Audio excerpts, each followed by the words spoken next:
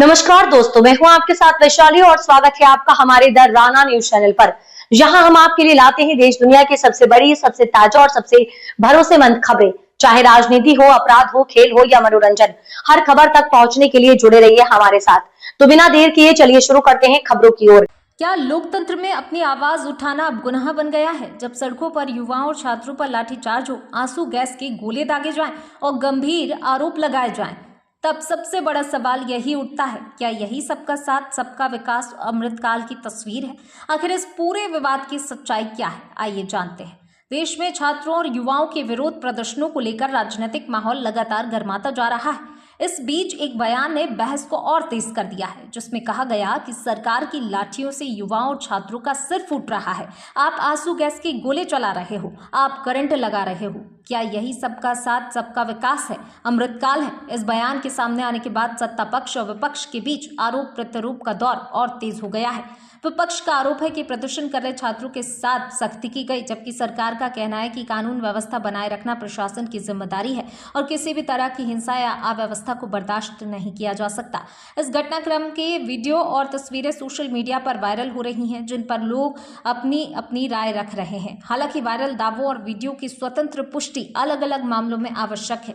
अब सबसे बड़ा सवाल ये है कि क्या लोकतांत्रिक व्यवस्था में विरोध प्रदर्शन और कानून व्यवस्था के बीच बेहतर संतुलन बनाया जा सकता है? क्या छात्रों की मांगों पर संवाद का रास्ता निकलेगा या यह विवाद आने वाले दिनों में और गहराएगा? फिलहाल इस पूरे घटनाक्रम पर देश भर की नजर बनी हुई है और सभी पक्षों की प्रतिक्रियाओं का इंतजार किया जा रहा है। न करें, जो मीडिया अगर वीडियोस आ रहे हैं और कहा जा रहा है कि आरएसएस, जिम्मेदारी किसकी है?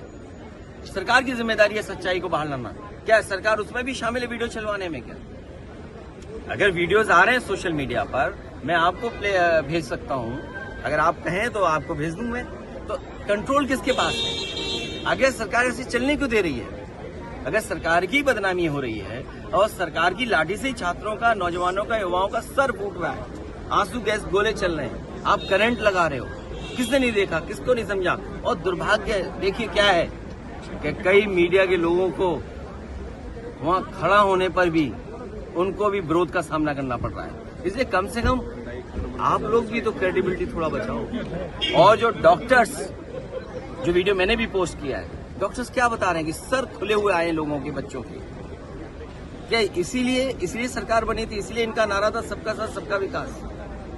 यही सबका साथ है और यही युवाओं के लिए संदेश है और यही विकसित भारत है, यही अमृतकाल है। क्या यही विश्वगुरु बनने का रास्ता है? क्या आप छात्रों पर लाठी मारेंगे, आप नौकरी नहीं देंगे?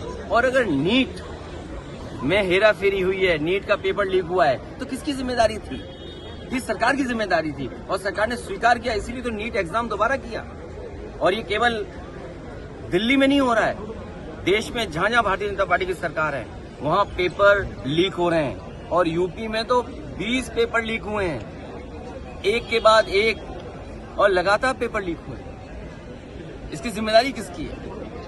इसलिए भारतीय जनता पार्टी अपने संगी साथी मंत्रियों पे कोई दबाव नहीं बना पा रही है, क्योंकि वो जानते हैं कि जिस समय उन पर दबाव बनाकर इस्तीफा लेंगे तो दबे खुचे राज भी वो मंत्री लोग खोल देंगे।